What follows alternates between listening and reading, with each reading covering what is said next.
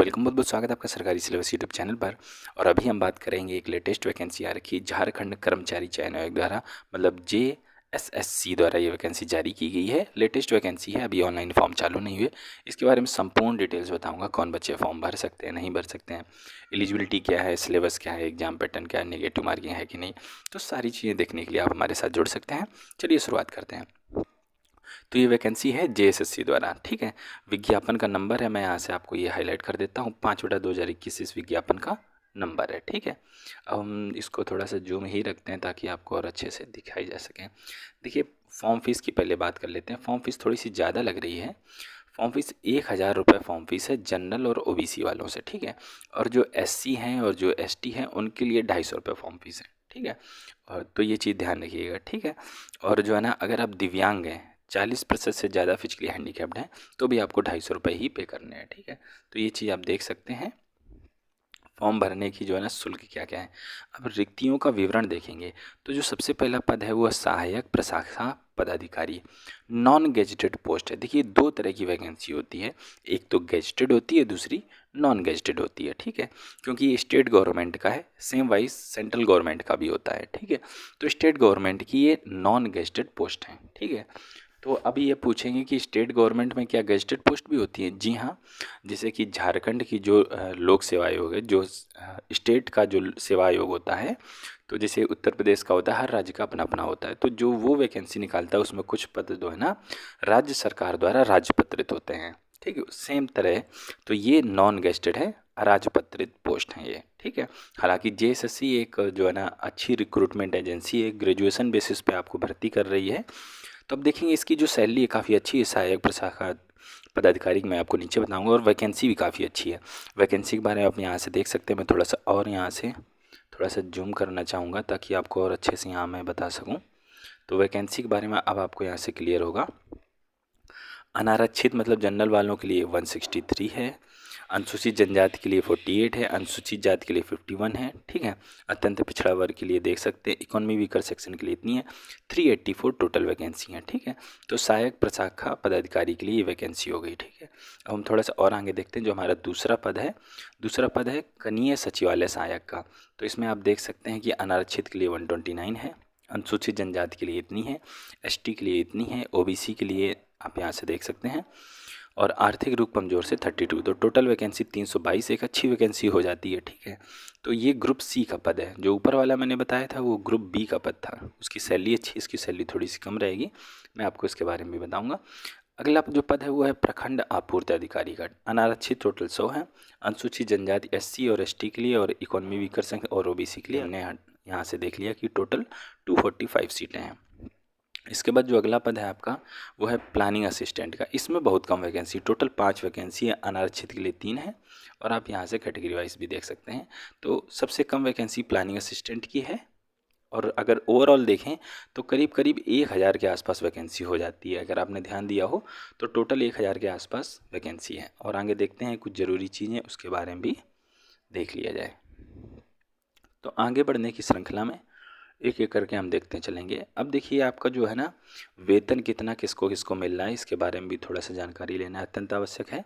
तो देखिए, जो पहला पद था सहायक प्रशाखा पदाधिकारी का पद, इसमें पे लेवल 7 का मैट्रिक्स है। 7 का मैट्रिक्स मतलब 50,000 के आसपास आपकी सैलरी बनेगी। जो दूसरा पद है वो कनीय सचिवालय सहायक का पद है, पे लेवल 2, सबसे कम सैलरी इसकी है, कनीय सचिवालय सहायक की। तो इसमें पे लेवल 2 का मतलब ये करीब करीब 25,000 रुपये प्रति महीने आपकी सैलरी बनेगी, ठीक है।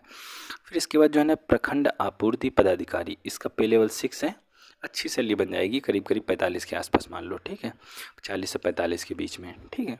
इसके बाद जो प्लानिंग असिस्टेंट है, ठीक है, इसके लिए पे लेवल 5 का वेतन है, करीब करीब आपकी 35,000 के आसपास, 30 से 35,000 के आसपास सैलरी आपकी बन जाएगी। एजुकेशन क्वालिफिकेशन की अगर बात करें तो किसी मान्यता प्राप्त विश्वविद्यालय से स्नातक की डिग्री जरूरी है, मतलब ग्रेजुएट होना चाहिए। कला, साहित्य, विज्ञान, जियोलॉजी, बायोलॉजी, किसी से भी ओनली ग्रेजुएशन रिक्वायर्ड। तो ये चीज़ हो गई। अब हम थोड़ा सा और देख लेते हैं। अब एक सबसे ज़रूरी बात, कई बच्चे पूछेंगे कि हम अपीयरिंग में है, हमारा ग्रेजुएशन का लास्ट ईयर चल रहा है, क्या हम फॉर्म भर सकते हैं। तो एक शब्द में है कि नहीं भर सकते हैं। जब तक आप 3rd ईयर का एग्ज़ाम देकर और उसका रिजल्ट ना आ गया हो तो आप इसमें फॉर्म नहीं भर सकते हैं। सीट अब एक और ज़रूरी बात कि कक्षा 10 एवं कक्षा 12 आपने झारखंड राज्य में स्थित किसी विद्यालय से किया हो। ध्यान रखिएगा, इसमें वही बच्चे फॉर्म भर सकते हैं जिन्होंने कक्षा 10 और कक्षा 12 झारखंड के किसी स्कूल से, झारखंड के स्टेट बोर्ड से उत्तीर्ण किया हो। तो अब देखो, बाहरी राज्य के जो बच्चे हो गए, उत्तर प्रदेश, बिहार, झारखंड जो भी हैं, वो सब इसमें फॉर्म नहीं भर पाएंगे क्योंकि उन्होंने अपने अपने स्टेट बोर्ड या सेंट्रल गवर्नमेंट के बोर्ड से किया होगा। लेकिन जैसे कि मान लो झारखंड है, उसके बगल का पड़ता है बिहार। जैसे ही झारखंड का बॉर्डर ख़त्म हुआ, बिहार में कोई गाँव है, वहाँ बच्चा रहता है, लेकिन उस गांव के आसपास कोई अच्छा स्कूल नहीं है, तो हो सकता है उसने झारखंड में एडमिशन लिया हो, तो वो बच्चा इसमें फॉर्म भर सकता है। तो ये चीज़ों का आप ध्यान रखिएगा। तो ये इसकी एक महत्वपूर्ण शर्त थी। अब देखिए, खेलकूद वालों को भी खेलकूद कोटा के अंतर्गत जो है ना वैकेंसी है, लेकिन देख रहे हो कि अंतर्राष्ट्रीय ओलंपिक, अब भाई जो ओलंपिक जीत के आया होगा वो जो है ना स्टेट गवर्नमेंट की नौकरी क्यों करेगा, ठीक है। तो उसके बारे में हम नहीं चर्चा करेंगे और आगे बढ़ लेते हैं। उम्र सीमा की गणना आप देखिएगा, जो भी हमारे पद हैं, सारे पद हैं, जैसे ये चारों पद हैं, उम्र सीमा की गणना 1 अगस्त 2021 से की जाएगी, ध्यान रखिएगा। तो जो न्यूनतम उम्र सीमा है वो 21 है, ठीक है। जनरल वाले अधिकतम 35 साल तक फॉर्म भर सकते हैं, ओबीसी वाले 37 साल तक फॉर्म भर सकते हैं, ठीक है। उम्र सीमा की गणना मैंने आपको बता दिया, 1 अगस्त 2021 से की जाएगी। महिलाएं 38 साल तक फॉर्म भर सकती हैं और SC ST वाले 40 साल तक फॉर्म भर सकते हैं, ठीक है। और जो आपकी विकलांगता है, जो हैंडीकैप्ड बच्चे हैं, उनको 10 साल की अतिरिक्त छूट प्रदान की जाती है, ठीक है। तो ये चीज़ होगी। और आगे देखते हैं। आगे बढ़ने की श्रृंखला में मैं आपको अब थोड़ा सा रिटन एग्ज़ाम वगैरह के बारे में भी थोड़ा सा और बताऊंगा। एग्ज़ाम पैटर्न वगैरह में क्या रहने वाला है। ये तो नॉर्मल और जनरल चीज़ें हैं कि अगर आप किसी कैटेगरी का लाभ ले रहे हो तो आपको उसका सर्टिफिकेट देना पड़ेगा, ठीक है। तो जनरल चीज़ें मैंने आपको वेबसाइट शुरुआत में ही बता दी थी, वहाँ जाकर अपना ऑनलाइन एप्लीकेशन भर सकते हो, रजिस्ट्रेशन करना पड़ेगा, उसके बाद जो है आप अपना ऑनलाइन एप्लीकेशन भर सकते हो। उसके बारे में ज़्यादा नहीं बता रहा हूँ क्योंकि आजकल हर फॉर्म तो ऑनलाइन है, सब जानते हैं किस तरह भरा जाना है। अब देखिए, जो आपका एग्ज़ाम है, परीक्षा का स्वरूप निम्न प्रकार से होगा। आपका जो है परीक्षा एक चरण मतलब मुख्य परीक्षा में ली जाएगी। सिर्फ एक परीक्षा होगी, मुख्य परीक्षा, जिससे आपका कोई प्री नहीं, कोई इंटरव्यू नहीं, ठीक है। अब जो ये परीक्षा होगी, ये आपकी वस्तुनिष्ठ एवं बहुविकल्पी होगी, ठीक है। मतलब एक प्रश्न होगा, 4 उत्तर होंगे, कोई एक सही होगा, और एक प्रश्न सही होने पर 3 अंक मिलेंगे, गलत करोगे तो 1 अंक की कटौती कर ली जाएगी। ध्यान रखिएगा, नेगेटिव मार्किंग इज़ देयर। तो नेगेटिव मार्किंग भी रहेगी, तो आप अपना जो है ना जो आए वही करिएगा। अब देखिए, जो आपका प्रश्न पत्र है वो हिंदी एवं अंग्रेजी दोनों भाषाओं में आपका प्रश्न पत्र रहेगा। अब देखते हैं जो आपकी मुख्य परीक्षा है, इसमें जो है ना 3 प्रश्न पत्र रहेंगे, 3 प्रश्न पत्र रहेंगे और 3 पालियों में आपकी परीक्षा होगी, एक सुबह दोपहर शाम ऐसा करके रहेगा, ठीक है। प्रत्येक प्रश्न पत्र की जो है ना अवधि 2 घंटा रहेगी। अब जो ये 2 प्रश्न पत्र हैं, इनके बारे में भी थोड़ा सा देखिए। जो आपका प्रश्न पत्र 1 है, आप यहाँ से देखिए सबसे ऊपर, ये रहेगा भाषा ज्ञान से रिलेटेड, ठीक है। 120 प्रश्न रहेंगे, 2 घंटे का समय रहेगा। हिंदी भाषा ज्ञान, अंग्रेजी भाषा ज्ञान 60 प्रश्न रहेंगे, ठीक है। अब जो प्रश्न पत्र 1 है, इसके नंबर मेरिट लिस्ट में नहीं जोड़े जाएंगे, सिर्फ क्वालिफाई करना है, 30% नंबर लेके आने हैं। बात समझ गए? आगे बढ़ते हैं। प्रश्न पत्र 2 की बात करेंगे, इसके अंक फाइनल मेरिट लिस्ट में जोड़े जाएंगे, तो बड़ी होशियारी से आप इसे देना। टोटल 100 प्रश्न रहेंगे, 100 प्रश्न रहेंगे, 2 घंटे का समय रहेगा, ठीक है। कोई एक भाषा आपको चुन ली है जिसमें 100 क्वेश्चन आपके पूछे जाएंगे। आप ये जो भाषाएं लिखी हैं, इनमें से कोई एक भाषा जब आप ऑनलाइन एप्लीकेशन भरोगे तो उसमें से चूज कर लेना, 100 प्रश्न रहेंगे। और इसकी सबसे ज़रूरी बात यह है कि इसके नंबर फाइनल मेरिट लिस्ट में जोड़े जाएंगे, तो आप बड़ी होशियारी से इनका चुनाव करना और अच्छे से आप इसे पेपर देना, ठीक है। और कम से कम 30% अंक इसमें लाना ही लाना है, नहीं तो आपको जो है ना अगला प्रश्न पत्र जो है ना उसके नंबर नहीं जोड़े जाएंगे।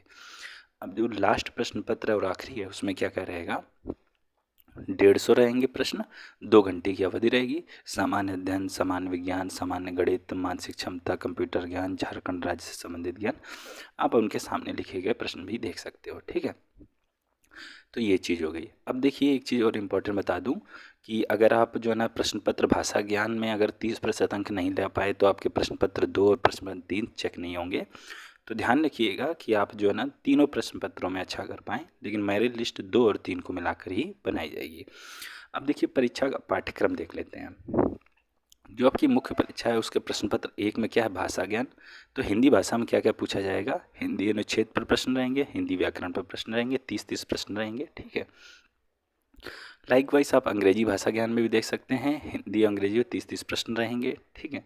अब क्षेत्रीय भाषा हम देख सकते हैं कौन कौन से रहेंगे। अगर क्षेत्रीय भाषा अगर आपने उर्दू चुनी तो उसमें क्या क्या रहेगा, पोएम्स, उर्दू लिटरेचर, ये सब चीज़ें। अब मैं थोड़ा सा इसे बढ़ाऊँगा आगे, आप वीडियो को पॉज करके जो आपने चुनी हो, अगर कुरमाली चुनी तो ये चीज़ आप पॉज करके स्क्रीनशॉट ले लो। अगर आपने होल लैंग्वेज चुनी है तो ये सब चीज़ें पूछी जाएंगी। खोरठा सुनी है तो ये चीज़ें पूछी जाएगी। अगर आपने पंच परगनिया चुनी है तो आपको ये पूछा जाएगा। संथाली ये काफ़ी पुरानी लैंग्वेज है, इसमें जो है ना आपको स्वतंत्रता संग्राम अगर आपने पढ़ा होगा तो इनका जो है ना संथाल के जो लोग हैं उनका काफ़ी योगदान रहा है। तो ये लैंग्वेज काफ़ी पुरानी है, अगर आपने जो है ना इसे चुना है तो आपको ये चीज़ें पूछी जाएंगी। उड़िया लैंग्वेज चुनी है तो ये चीज़ें पूछी जाएंगी, ठीक है। ये उड़िया के लिए है। और ये देख लेते हैं, अगर आपने नागपुरी चुना है तो ये चीज़ें पूछी जाएंगी। मुंडारी चुनी है तो ये चीज़ें, बंगाली चुनी है तो ये चीज़ें, ये चुने तो ये चीज़। आप देखो प्रश्न पत्र तीसरे देख लेते हैं। सामान्य अध्ययन में ये जो आपको सामने दिख रहा है ना, ये सारी चीज़ें आपसे पूछी जाएंगी। सामान्य विज्ञान, सामान्य गणित। अब वीडियो को पॉज करके स्क्रीनशॉट ले लो, ठीक है। मानसिक क्षमता, कंप्यूटर ज्ञान। देखिए झारखंड राज्य से संबंधित भी प्रश्न पत्र रहेंगे तो इस चीज़ पर थोड़ा सा ध्यान रखिएगा, ठीक है। जो मुख्य परीक्षा के आधार पर मेरिट सूची है उसका मैंने आपको बता ही दिया कि प्रश्न पत्र 1 नहीं जोड़ा जाएगा, ठीक है। और जो आपका प्रश्न पत्र 2 है, ठीक है, +3, तो इन दोनों पर आधार कर आपकी फाइनल मेरिट लिस्ट बनाई जाएगी। तो इस चीज़ का थोड़ा सा ध्यान रखिएगा। तो हमने सारी बातें कर ली हैं, अगर कुछ और जानना पूछना चाहते हो तो हमें कमेंट कर सकते हो। तो वीडियो पसंद आए तो इसे लाइक कीजिएगा, दोस्तों के साथ में शेयर कीजिएगा। वंदे मातरम।